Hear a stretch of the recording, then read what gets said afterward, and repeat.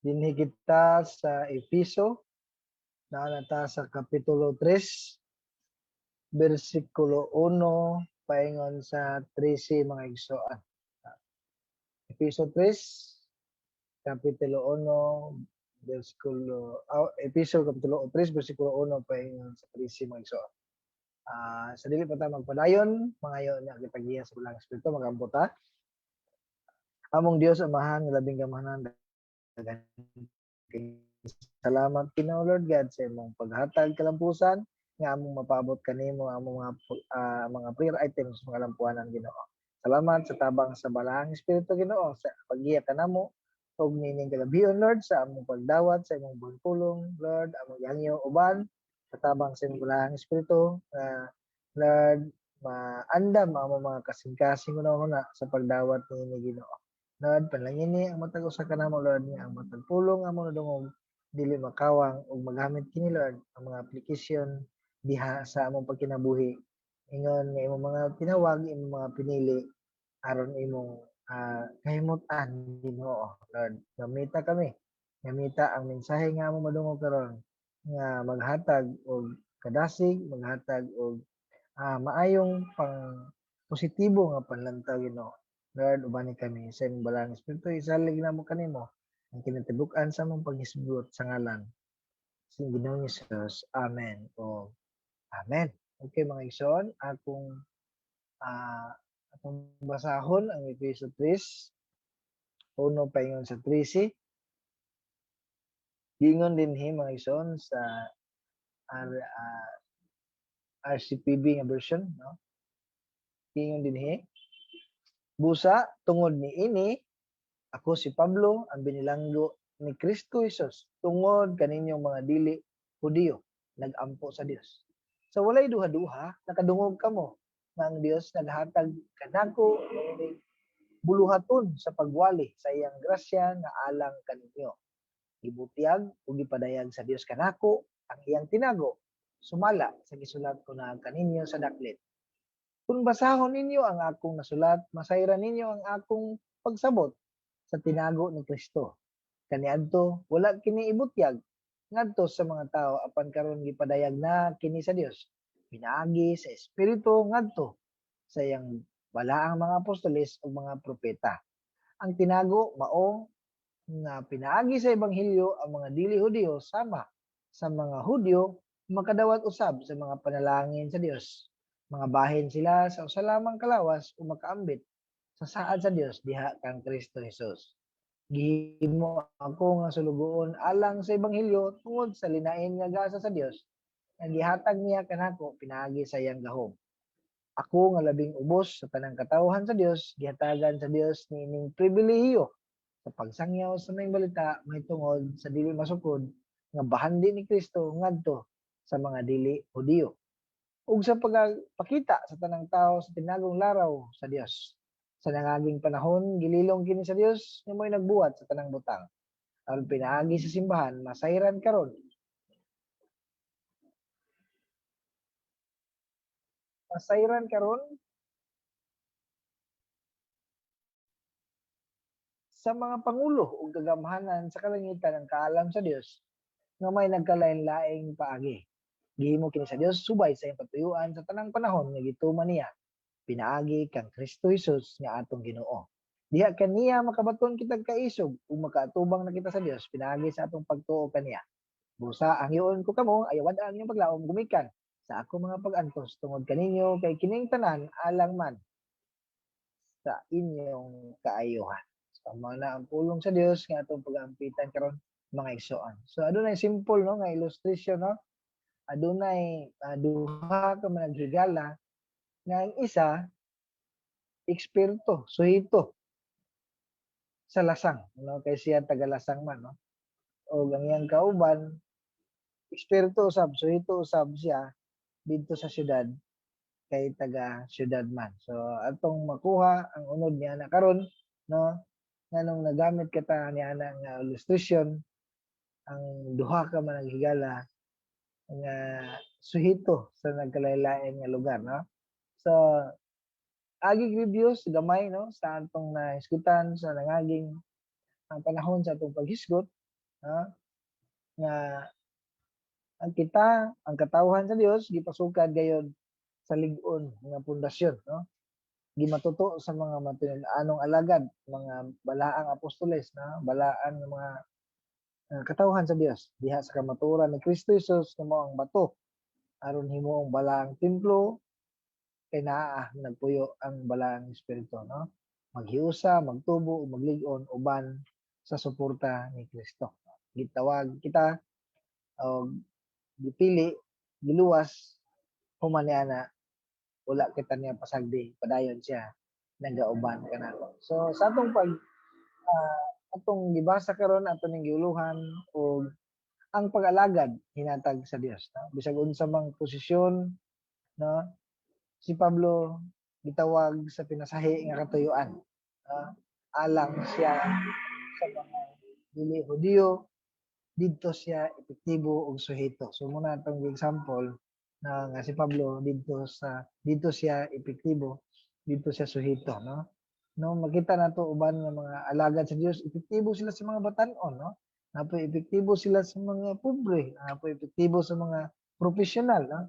So ang Dios nagahatag kay Pablo og abilidad nga magsangyaw ang may balita diha kang Kristo Jesus nga epektibo ngadto sa mga dili Hudiyo, no?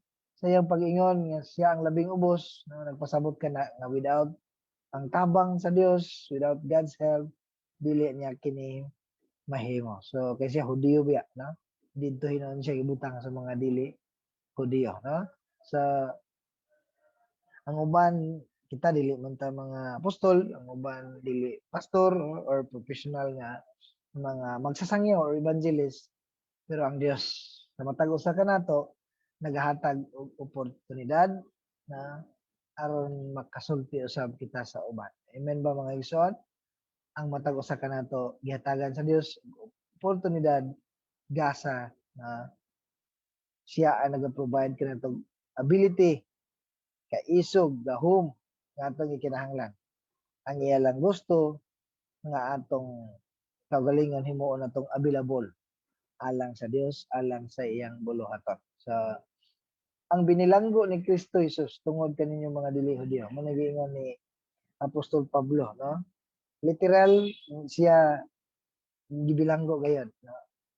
Pwede pud siya figurative nga siya walay kahimuan sa iyang kagalingon sa mga tao sa palibot kundi sunod-sunuran ni Kristo Jesus. Pero literal gid gidakop o gibinanggo gisakit siya.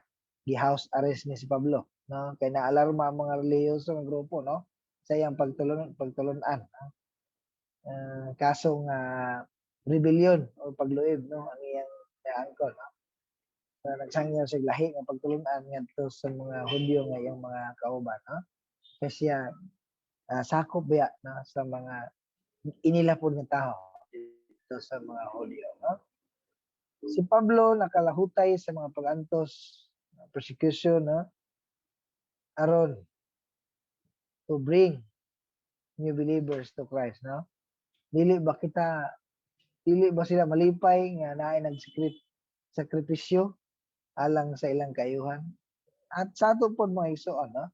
Dili ba kita malipay nga naay tawo gigamit nga nagsakripisyo alang nga kita masangyawan alang sa atong kasiguruhan sa kaluwasan, no? Pabiling gihuptan ni Apostol Pablo ang iyang ligong pagtuo nga ang Dios mao gyud nagkontrolar sa tanan sa tibuok kasaysayan, no? Bisan ang iyang gidangatan, no? Unsa may bation, no? Unsa may iyang sitwasyon, no? Kabalo siya nga God has sovereign power, sovereign control, no? Sahay bation nato nga lose control naman siguro ang Dios niining sitwasyon sa akong kinabuhi karon, no? Pero dili gid kana mahitabo kanato nga mga Kristiyanon. God ordained, no? Gi-ordain niya tanan pangitabo sa atong kinabuhi, no? Mura sa atong application, no? Buot ni Pablo nga hinumduman nato nga unsa man ang dangatan, no matter what happens, no?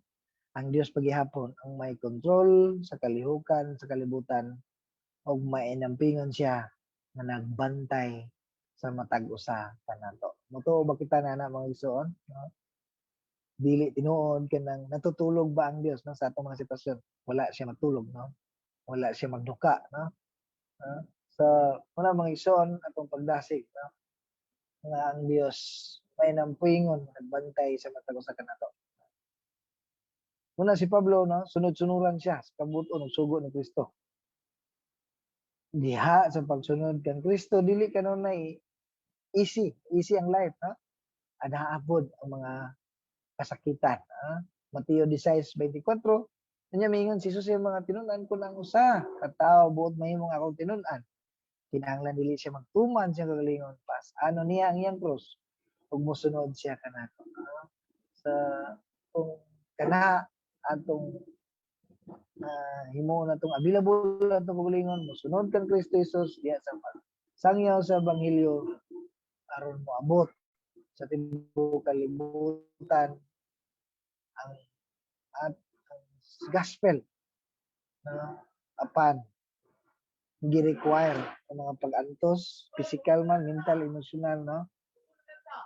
Ug uban pa apan atong hugot nga mahuptan ang promise sa Ginoo nga siya magauban kanunay. I am with you always till the end of the age, till the end of the world, no? Magauban kanunay dili usahay lang, gana-gana lang, no? Dili siya magauban kanunay, no? Si Pablo exclusive gid, no? Sa alang sa mga hintil, no? Na sila masangyawan og maluwas. Siya instrumento ngadto sa mga dili Hudiyo. Kita dili man ta mga Hudiyo mga igsoon, no?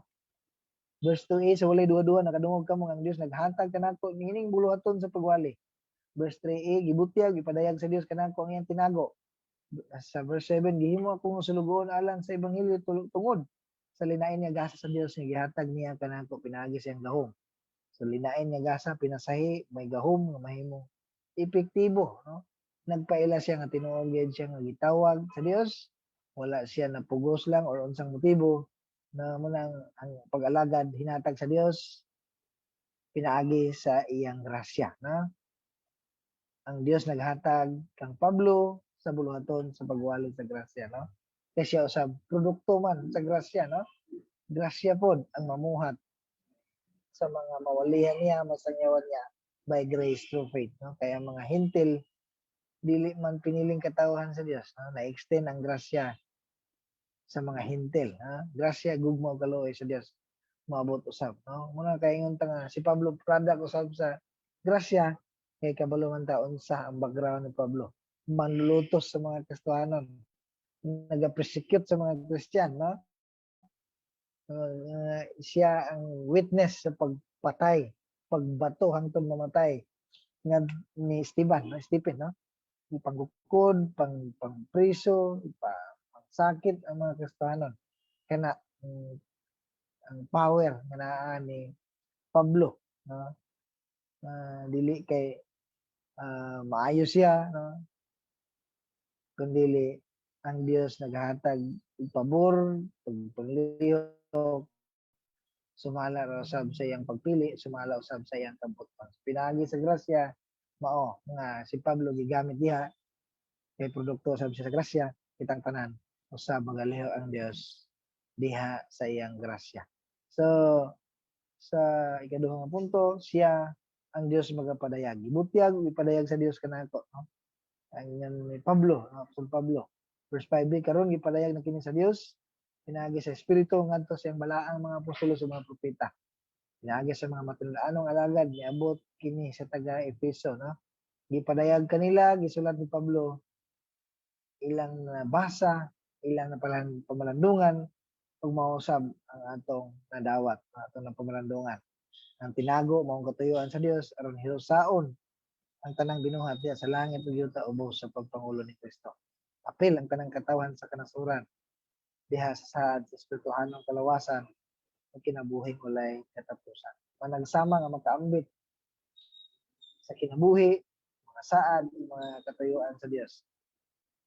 Mudawat salig Kristo Jesus. Ang katuyuan sa Dios tanang panahon iyan ang ipadayag. Iyan ang ipadayag. Nining mga kaaway sa Dios, sila no gapaningkamot sa pagpakgang apan ang mga magtotoo, ang mga katawan sa Dios nagpadayon sa pagpakaylap sa mensahe ni Kristo alang sa kaluwasan sa tanan, no? Bisan naay buot mo santa, o babag, o pasakit, no? Padayon. Gipadayag sa Dios ang iyang tinago, ang gi-expose, no? Kini diha sa pagsangyaw, diha usab sa mga kinabuhi sa mga gibag-o sa Dios, no? Kaya ang nahiusag kang Kristo Jesus, bag-o na siyang binuhat ang daan mulabay na ang bag-o mao na ang iyang ang Kristohanon nga kinabuhi, no? Ma-expose ang tinago sa Dios. Ang atong pagbuhat sa maayo ngadto sa atong mga isig katawo, diha mapadayag ang gugma sa Dios ngadto kanila, no? Ang mga apostoles, mga propeta ang nagpahimutang kasukaranan nga si Kristo ug maupod sa ato og atong gisunod ug atong gituohan, no? Sa muna mga igsoon, give hinatag sa Dios ang pag-alagad sa iyang grasya diha niya gipadayag og panagsama ang atong madawat makaklimta sa saad sa Dios natay right, no? Kay kita nahimo mga anak sa Dios, nahimong sakop sa iyang pamilya. So, sa verse 6 ang tinago mao nga pinaagi sa ebanghelyo ang mga dili Hudiyo.